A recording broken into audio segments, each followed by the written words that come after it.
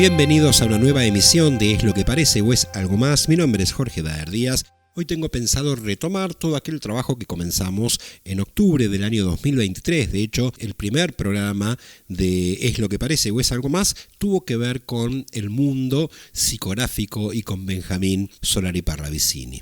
Sin embargo, también me parecía importante hacer un stop porque van sucediendo muchas cosas en el mundo que tienen un correlato en todo lo que fue expuesto en algún momento. Y por eso es que me pareció ir parando, y cuento un caso, esto de los drones en Estados Unidos. Aparecían figuras de drones, aparecían figuras de orbs. Bueno, es altamente probable que las últimas estén descritas en varias de las psicografías de Benjamín Solari Parravicini. De hecho, hay una que dice: aparecerán volando a las alturas, círculos de luces trayendo seres extraños de otros planetas. Por eso es que entiendo que era el momento para hacer un pequeño stop, para analizar la realidad de lo que va sucediendo, tocar esos temas también. Vas a ver que en el canal del programa en YouTube yo coloco algunos videos que tienen que ver con temáticas que en cierta forma están relacionadas, pero ahora no tanto como profecía o psicografía, sino como realidad. Los drones estuvieron, no sé si están todavía, pero estuvieron, la gente los vio, la gente los filmó. Pudo haber sido proyección holográfica, pero la lógica de lo que estaba plasmado en la psicografía se mantenía. Por eso es que vamos a volver, y de hecho la última parte del análisis de la obra de Benjamín Solari Parravicini va a tener justamente que ver con este tema. Pero ¿qué vamos a hacer hoy? Hoy quiero tomar de manera muy neutral las profecías de Don Orione. Pero ¿cómo lo vamos a hacer? Porque quiero incluso respetar a aquellas personas que dicen que esto no existe, que nunca ocurrió, que fue un invento de alguien que se plantó y demás. Yo la verdad que no puedo ni afirmar ni negar porque no estuve en el lugar. Entiendo que ninguno de nosotros puede afirmar o negar. La realidad es que esto está circulando, hace mucho tiempo que circula.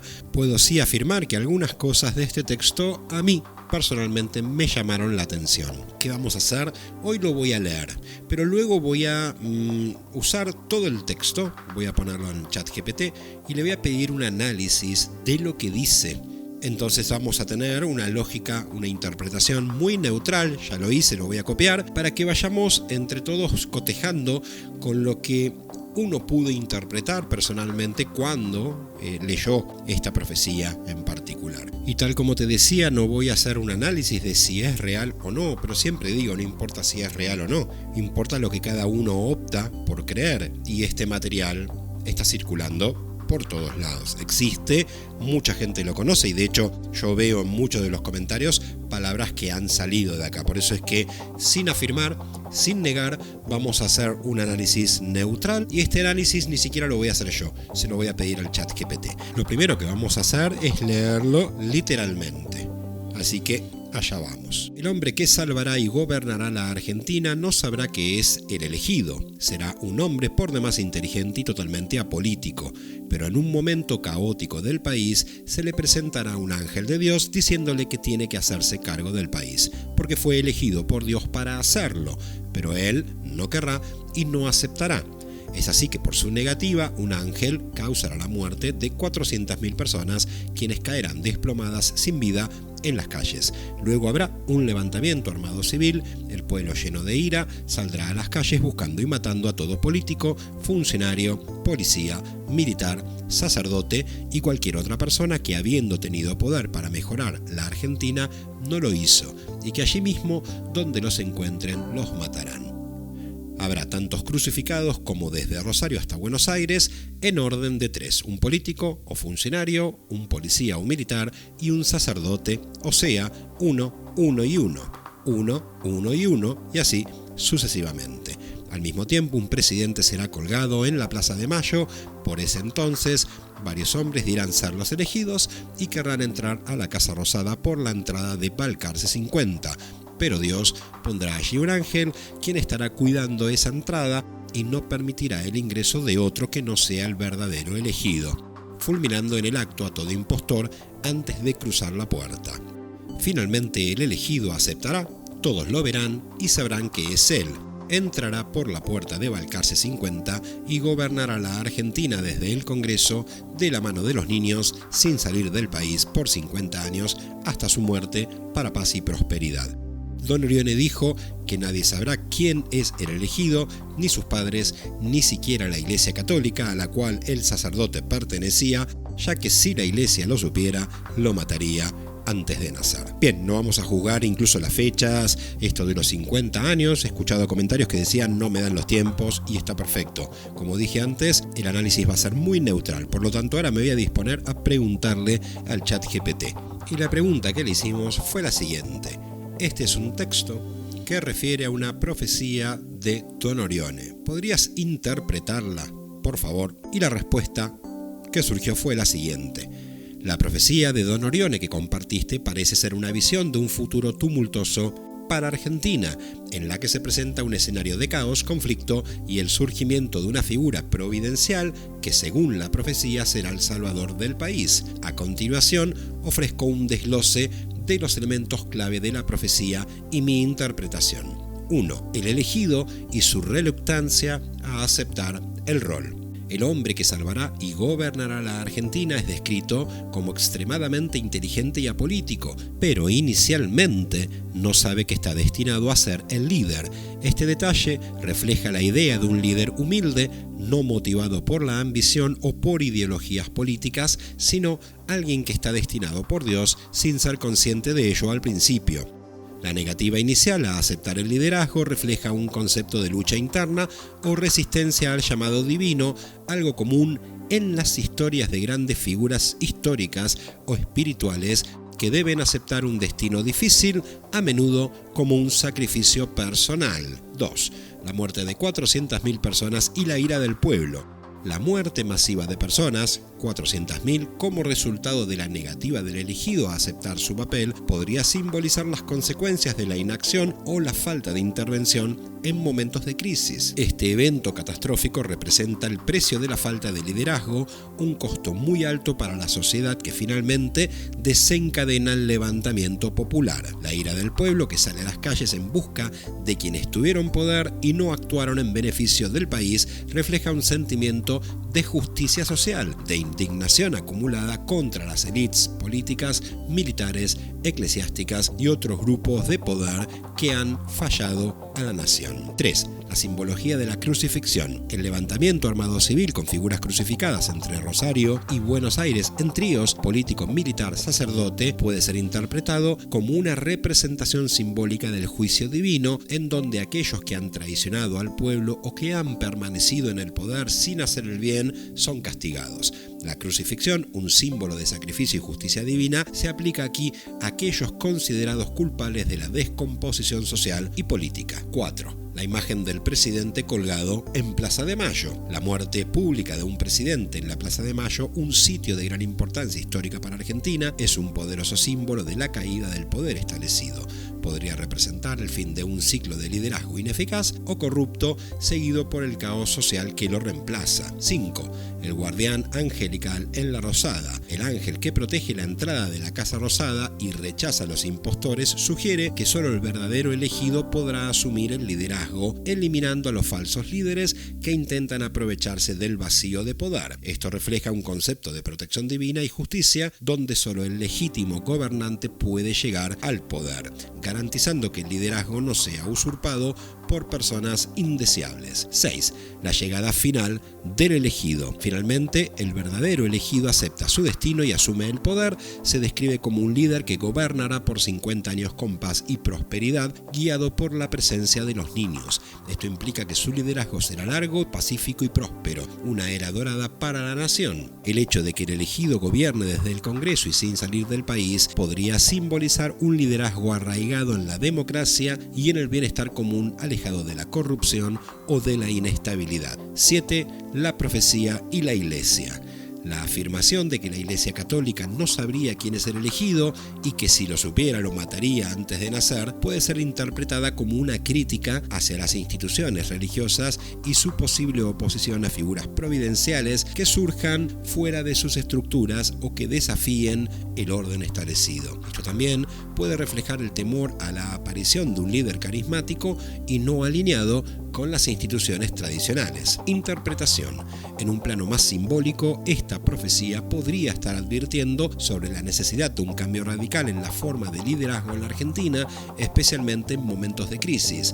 La figura del elegido refleja la esperanza de un liderazgo transformador que no busca el poder por ego o ambición personal, sino por un llamado divino y una misión de restauración de la paz y prosperidad. El evento catastrófico y la posterior ira popular subrayan las consecuencias de la inacción o la corrupción dentro de las instituciones y cómo el pueblo finalmente tomará justicia por su cuenta si no hay respuesta del liderazgo legítimo. También podría ser interpretada como una advertencia sobre el ciclo de abuso de poder y la necesidad de que el poder sea ejercido con humildad y justicia, de modo que un nuevo liderazgo más justo pueda surgir para sanar el país. Esta profecía podría ser vista como una crítica a las crisis que Argentina ha enfrentado históricamente, tanto en términos de corrupción política como de divisiones sociales. Aunque es imposible predecir su exacto cumplimiento, el mensaje general parece ser una llamada a la reflexión sobre la importancia de un liderazgo justo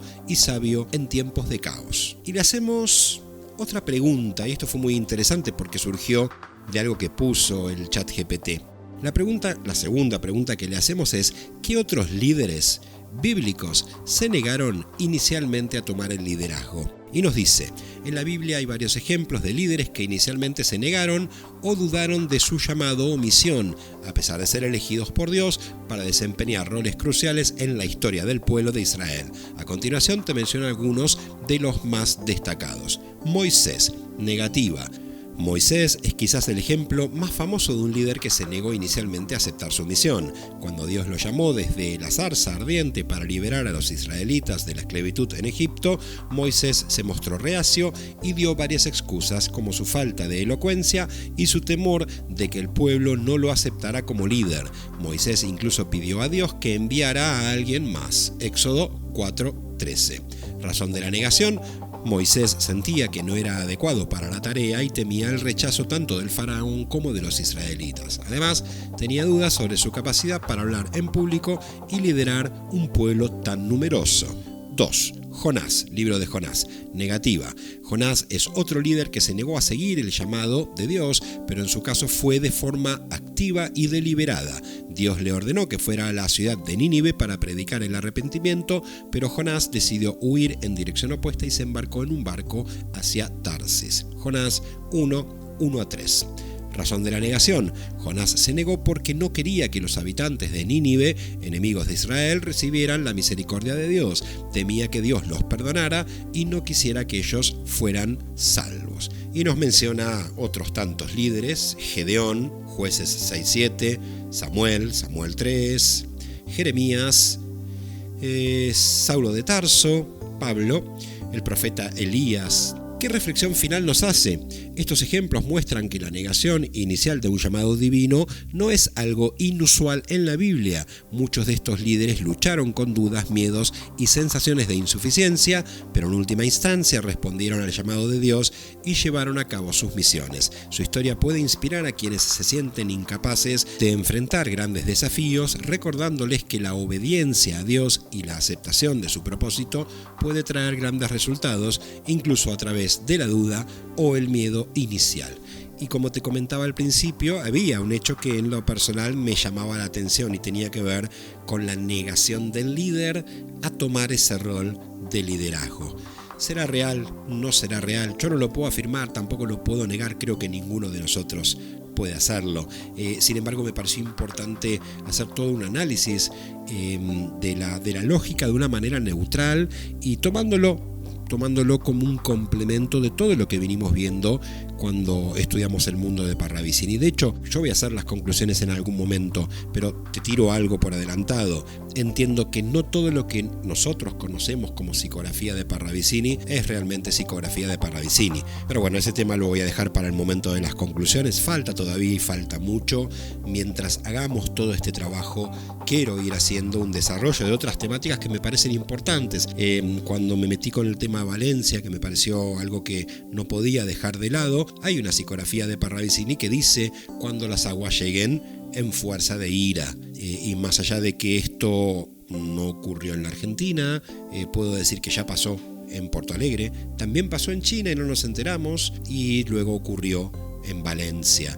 Por eso es que me pareció tomar el tema y desarrollarlo de Valencia, porque fue mucho más grave incluso de lo que se nos dijo a través de los medios de comunicación. Pero bueno, vamos cerrando por el día de hoy. Me interesaría leer tu opinión al respecto. Aquí no hubo ni afirmaciones ni negaciones, solo el análisis de lo que al parecer es una profecía, pero me interesaría así realmente escuchar o leer tu opinión. Bien, ahora sí cerramos y me parece que la canción ideal para cerrar este programa es Adivinanza. Mi nombre es Jorge Daer Díaz y esto fue ¿Es lo que parece o es algo más? Chau.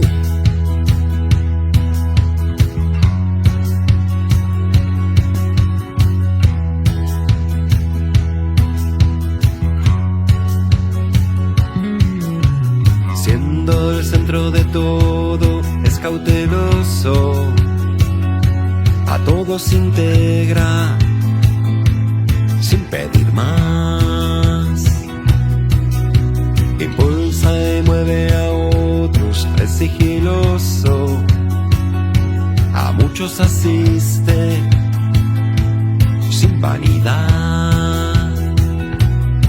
Mientras que el hombre rociado en su ego impone su agenda, no entiende razones ni su verdad.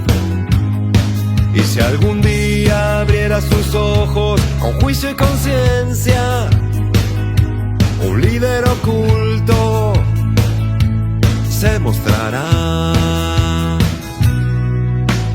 Muestra constancia y paciencia en todo momento, y en los más sutiles, integridad.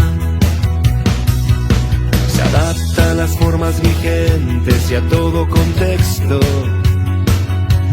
y aunque es callado, siempre está. Mientras que el hombre bañado en su ira impone su esencia, no escucha opiniones, solo su verdad. Y si algún día callara sus voces con juicio y conciencia, un líder oculto le hablará.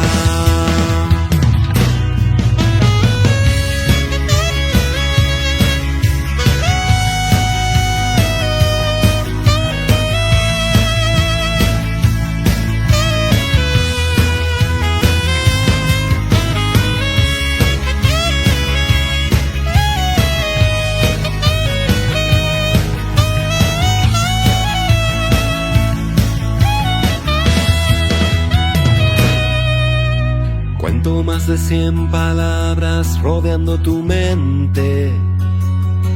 Aquí va una pista, lo escucharás. Solo en un silencio intenso se muestra evidente. Cuando te hable, todo cambiará. Mientras que el hombre cansado del ruido de su negligencia, sin fuerzas ni ganas, lo escuchará. Y al entender la